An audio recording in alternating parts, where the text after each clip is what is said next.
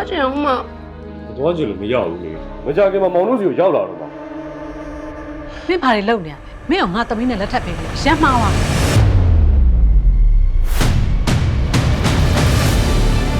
လွန်ခဲ့တဲ့9နှစ်ကလူတယောက်ဒုက္ခရောက်မှာဘယ်မကယ်လိုက်နိုင်ခဲ့ဘူး လူဆိုတာမျိုးอ่ะကိုထိမှာကိုနာတတ်ကြတယ် အခုဖြစ်နေတဲ့မှုတွေကလူငယ်9နှစ်ကမှုနဲ့ဆက်ဆက်နေဆရာ ခွင့်ဆက်လူတမ်းလို့ပေါ့ စလူးနဲ့တက်သွားတာဆိုတော့ အမှုတစ်ခုကိုမင်းစိတ်ထင်တိုင်းလုပ်လို့မရတက်သိနဲ့စကားပြောရတာ မှန်တရားဆိုတာတစ်ချိန်ချင်းတော့ပေါ်လာမှာအဲ့ဒါကိုငါချော